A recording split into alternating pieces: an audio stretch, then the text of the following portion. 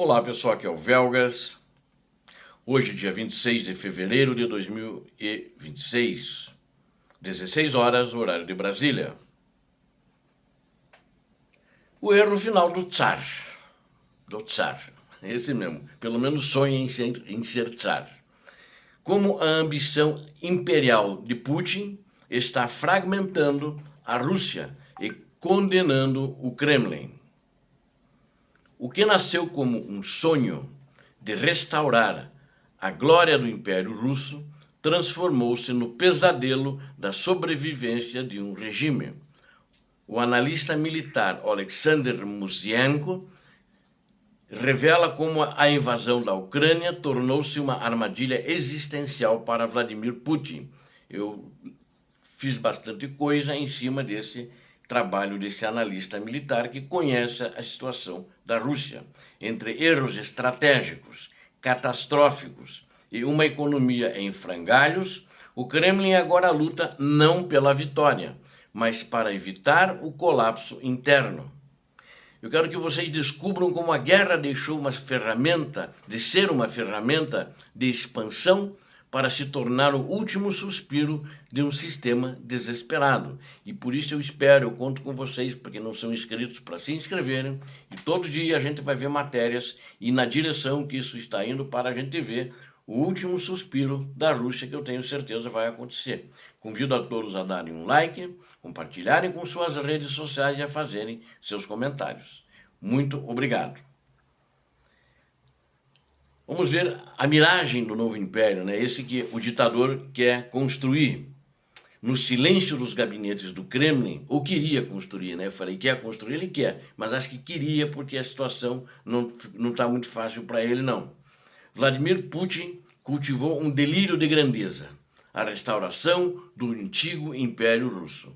Analista militar Alexander Musienko aponta que a invasão da Ucrânia não foi apenas um movimento militar, mas um erro catastrófico, e ele fala um termo aqui que eu achei interessante, de proporções bíblicas. Interessante esse termo. Putin acreditava que a história poderia ser moldada pela vontade de um único homem, ele.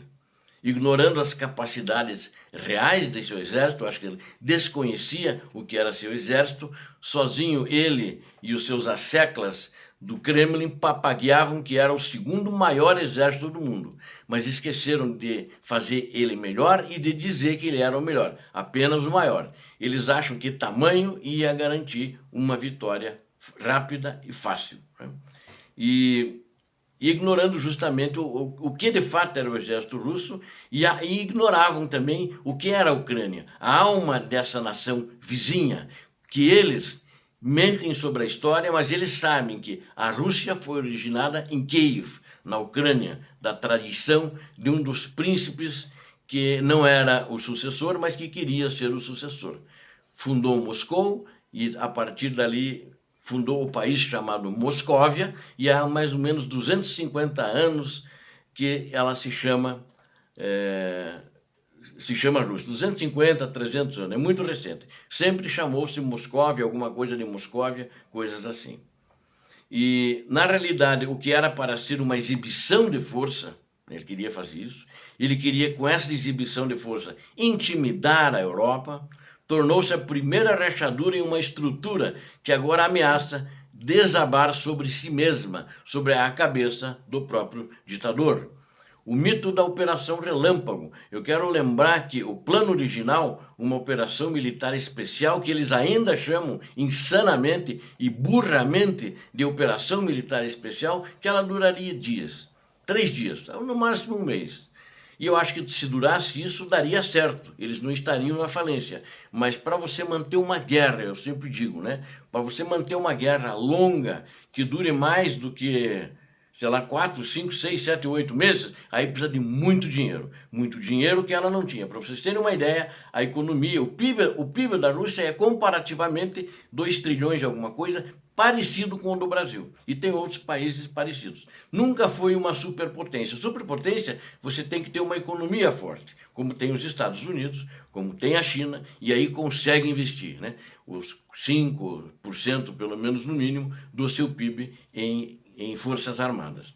E o plano do ditador, do sonhador, né, sonhador de imperador, previa a queda de Kiev em 3 semanas. Primeiro era 3 dias e aí passaram para 3 semanas. Passou para um mês. E tinha um planejamento que ia ser seguida por desfiles de vitória e o reconhecimento global de Putin. O mundo ia reconhecê-lo como o novo tsar. No entanto, tudo falhou. O cálculo falhou miseravelmente. A resistência nacional ucraniana não foi apenas um obstáculo, foi um muro intransponível. Musienko destaca que o Putin vive em uma bolha de desinformação, isolado em sua própria imaginação histórica e mentirosa. E ele, talvez até ele desconheça a história, ele acredita no que a imaginação dele inventa, no que ele sonha à noite quando vai dormir ou sonha acordado. Eu acredito que agora, na situação que está, ele nem dorme mais, né? Ao ignorar a realidade do campo de batalha, em 2022, ele predeterminou o colapso de sua própria estratégia. A guerra como forma de existência. Hoje a Rússia não possui mais uma estratégia de política externa clara. Ele só tem a guerra na cabeça, não tem mais nada. A guerra transmutou-se, ela deixou de ser uma ferramenta para alcançar objetivos geopolíticos e passou a ser a única forma de o sistema respirar. Para o Kremlin, para o ditador, a paz hoje é mais perigosa que a guerra, pois sem o conflito o povo começaria a olhar para dentro. Sem a narrativa da ameaça externa, o regime teria que explicar por que vilas russas não têm saneamento básico. Falta tudo, 100% de saneamento básico não tem, porque mesmo cidades que tem muito pouco saneamento básico. 70%, 80% da cidade não tem saneamento básico, enquanto bilhões são queimados em mísseis, obuses, munição de fuzil, etc. A guerra é agora o único meio de sobrevivência exclusivo do regime de Putin e do próprio. É uma dissonância cognitiva que existe ali no Kremlin. Há uma contradição gritante no discurso russo. Enquanto Putin se debruça sobre mapas, discutindo o controle de pequenas vilas, que muitas vezes não tem valor tático, meramente operacional e talvez nem isso, campos de batalha em Pokrovsk e Kupiansk, ele simultaneamente ameaça conquistar toda a Europa quando há 2 anos tenta conquistar Pokrovsk.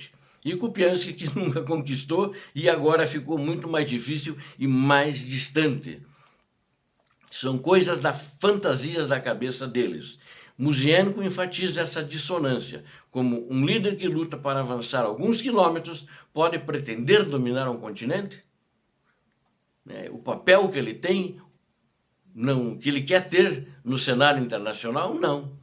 Esse descompasso entre retórica imperialista e a realidade tática revela um governo movido pelo desespero, tentando projetar uma força que o campo de batalha já provou ser inexistente. O sufoco da economia e a perda do seu potencial é uma consequência muito grande desse erro estratégico em termos de nação ao provocar essa guerra. A nível estratégico, esta guerra não oferece benefício algum para o Estado russo. As perdas são colossais, não apenas em vidas, que são importantes, sagradas e não têm preço, mas no futuro econômico de gerações. O potencial de crescimento da Rússia foi sacrificado no altar do ego do ditador Vladimir Putin, onde está a vitória na propaganda russa? Só na propaganda. Em outros lugares não tem vitória. Essa vitória se refugia em ameaças abstratas contra o Ocidente, pois os ganhos territoriais reais são pífios, são michurucas, comparados ao custo que está sendo pago.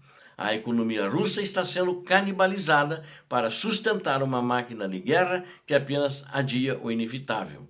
E a rachadura na blindagem da censura também já é notada. O controle absoluto da informação está falhando. O endurecimento da censura é o sintoma mais claro de que o Kremlin está perdendo as rédeas. Por exemplo, o que eu relatei recentemente é a censura ao Telegram, né? Ao WhatsApp. Né? Então isso aí já não pode mais na Rússia. O povo não pode saber a verdade, mas assim mesmo existem brechas, furos que as pessoas acabam sabendo.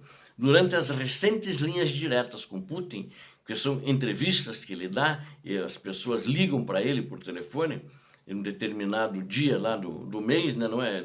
Acho que de 2 em 2 meses ele faz isso, perguntas incômodas sobre custo de vida e o destino dos soldados conseguiram vazar pelos filtros dos sensores, porque eles filtram o que vai ser perguntado, e aí eles fazem a pergunta ao vivo, e eles orientam o que tem que perguntar para o ditador. E o fluxo de descontentamento social está se tornando tão intenso que nem mesmo a máquina de propaganda mais sofisticada do mundo consegue bloqueá-lo. Totalmente, o povo está começando a perguntar: se não for a guerra, o que nos resta? E é o fim da ilusão imperial. Acho que não só para ele e para o próprio aqueles que o apoiavam nesse Estado imperial e mesmo o povo que apoiava essa guerra, para aproximadamente mais de 80%, aproximadamente 85%, 86%, que apoiavam quando ele fez a mentirosa operação especial, que na realidade, para entrar dentro da Ucrânia, era uma guerra. Aí nós concluímos que a Rússia de hoje é um Estado em suspensão. Putin continuou o conflito não para fortalecer a nação, mas para se preservar. Ele se fechou em um ciclo onde a única saída é a continuação do caos. No entanto, como Musienko alerta, as crises sistêmicas geradas por decisões baseadas em ilusões são irreversíveis. A tentativa de restaurar um império morto que restou da própria Federação Russa, deixando um legado de ruínas e perguntas sem respostas. O erro de Putin foi acreditar que o relógio da história poderia andar para trás e ele poderia reescrever essa história com as mentiras da sua imaginação. Ao tentar restaurar o império, através de sangue, ele apenas acelerou o declínio do seu próprio regime. A Ucrânia não foi apenas um erro de cálculo militar, foi o espelho que revelou a fragilidade de uma autocracia criminosa que sobrevive de sombras. Enquanto o Kremlin tenta silenciar as vozes da razão com o estrondo dos canhões do teatro de operações, a verdade permanece. Uma estratégia baseada no delírio está fadada ao colapso. O império de Putin sonhou que está morrendo no solo ucraniano.